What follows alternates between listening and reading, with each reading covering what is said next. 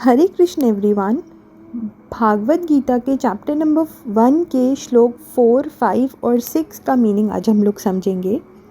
तो इन तीनों ही श्लोक में हम लोग उन बातों के बारे में जानेंगे जो कि दुर्योधन ने द्रोणाचार्य जी को बोली थी। तो जैसा कि हम लोगों ने श्लोक नंबर 3 में ये देखा था कि जो दुर्योधन थे वो द्रोणाचार्य जी के पास में गए थे, और क्योंकि वो डरे हुए थे तो वो एक तरह से अपने आचार्य जी के पास में कुछ उनसे टिप्स लेने, कुछ स्ट्रैटेजी बनाने उनके साथ में गए थे। और उनको उन्होंने एक तरह से अलर्ट भी किया था कि आपके जो जो आपके डिसिपल हैं, यानी कि जो राजा द्रुपद के जो बेटे हैं वो भी पांडवों के साथ में हैं। अब उसके आगे उन्होंने क्या बोला है वो श्लोक नंबर 4 में दिया हुआ है। तो एक बार श्लोक नंबर 4 की ट्रांसलेशन को मैं पढ़ती हूँ और उसके बाद में हम लोग इसका मीनिंग देखते हैं। तो श्लोक नंबर 4 का ट्रांसलेशन इस तरह से है, here in this army there are many heroic bowmen equal in fighting to Bhim and Arjun. There are also great fighters like Yuyudhan, Virat and Drupad. तो यहाँ पर जो दुर्योधन है, जिस तरह से उन्होंने श्लोक नंबर 3 में अलर्ट करा था ना द्रोणाचार्य जी को, तो यहाँ पर इस श्लोक में भी वो उनको अलर्ट कर रहे हैं। और वो ये बोल रहे हैं कि केवल भीम और अर्जुन नहीं, भीम और अर्जुन के बारे में तो सभी को पता है कि भीम कितना ज़्यादा बलवान है, कितना ज़्यादा स्ट्रॉन्ग है, और अर्जुन तो कितना अर्जुन के तो निशाना और बाकी कितनी सारी चीज़ें ऐसी हैं। सबसे ज़्यादा डिसिप्लिन्ड स्टूडेंट अर्जुन है द्रोणाचार्य जी का, सबसे ज़्यादा इंटेलिजेंट स्टूडेंट अर्जुन है। तो जो दुर्योधन है उन्होंने बोला द्रोणाचार्य जी को कि केवल भीम और अर्जुन ही नहीं है, और केवल ही पांडवों की टीम ही नहीं है, बल्कि इन 5 लोगों के अलावा, इन 5 भाइयों के अलावा भी इनकी जो टीम है ना उसमें बहुत सारे ग्रेट फाइटर्स हैं। जैसे कि उन्होंने नाम बताए, फिर योयोधान, विराट, द्रुपद।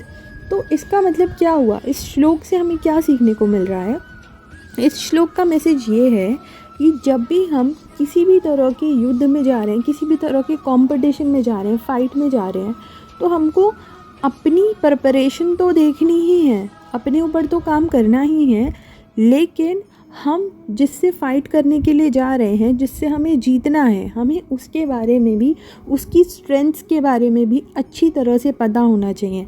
जैसे कि अगर मैं एक स्टूडेंट की बात करूं तो वो जिस भी एग्ज़ाम के लिए जा रहा है उसको ये पता होना चाहिए कि उस एग्ज़ाम का क्या लेवल है, क्या टफनेस है, और कहाँ तक उसको तैयारी करनी होगी अगर उसको उस एग्ज़ाम को क्लियर करना है।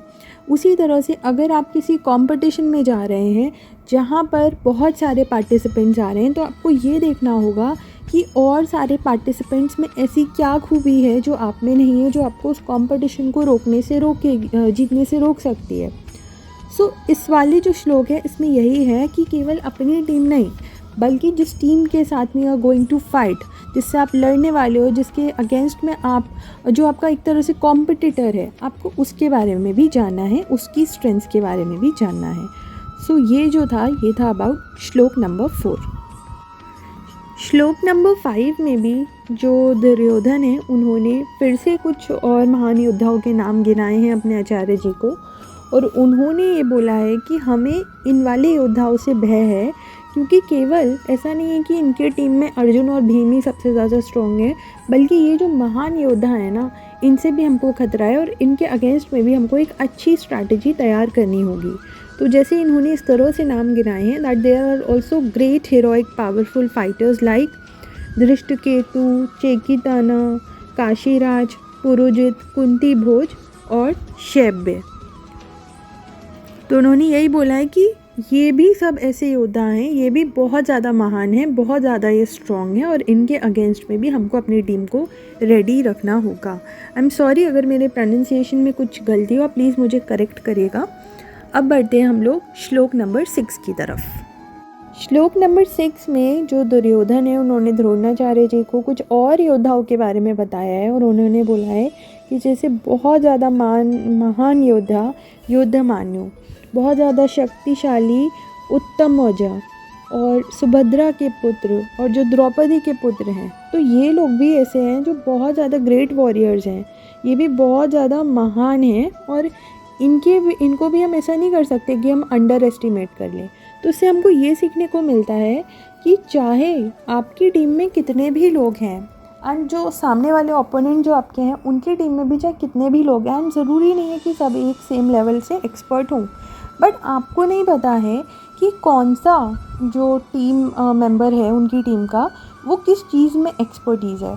हो सकता है ना कि जो उस जैसे सपोज़ आप कोई कंपटीशन में हो, आप कोई क्विज़ कंपटीशन में हो सकता है कि एक राउंड में कुछ जिनको आप समझ रहे हो वो लोग ज़्यादा इंटेलिजेंट हो उस राउंड में, बट उसके नेक्स्ट वाले राउंड में जो उनकी टीम के अदर मेंबर्स हैं वो लोग ज़्यादा स्ट्रॉन्ग हो। तो इसका मतलब ये है, अगर हम श्लोक नंबर 6 से कुछ एक्सट्रैक्ट करें और श्लोक नंबर 5 से भी, कि हमको एक तरह से पूरी की पूरी टीम का एनालिसिस करना है जो हमारे ओपोनेंट्स हैं उनकी। जैसे अगर आप क्रिकेट की ही बात कर लें तो क्रिकेट में ऐसा होता है कि कुछ लोग बैटिंग में अच्छे होते हैं, कुछ लोग फील्डिंग में अच्छे होते हैं।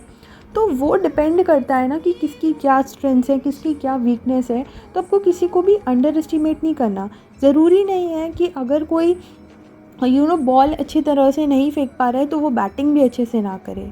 सो ऐसा नहीं है कि मीन्स सबकी स्ट्रेंथ्स और वीकनेसेस अलग होती हैं, एंड हमको किसी को भी अंडर एस्टिमेट नहीं करना। तो यहाँ पर हमको जो दुर्योधन है उनसे यही सीखने को मिल रहा है कि वो हर किसी को महान मान रहे हैं, एंड क्योंकि उनको ऐसा लग रहा है कि हमारा जो कंपटीशन है ना वो एक हाई लेवल कंपटीशन है, यहाँ सब इतने महान लोग हैं, तो हमें अपनी तैयारी भी उसी तरह से करनी होगी। सो मतलब अगर कंपटीशन टफ़ है so we have to make our preparation also tough to clear that particular problem. तो ये जो था ये इन तीनों ही श्लोक से सीखने को हमको मिलता है। बाकी कोई भी अगर आपको और इनपुट देना है इस पे तो आप कमेंट सेक्शन में ज़रूर दे सकते हैं। इसी के साथ में हम नेक्स्ट वीडियो में आगे के श्लोक के साथ कंटिन्यू करेंगे। आप सब लोग अपना ध्यान रखिए, एंड आई जस्ट होप भगवान की कृपा हम सब पे बनी रहे। राधे राधे, हरे कृष्ण।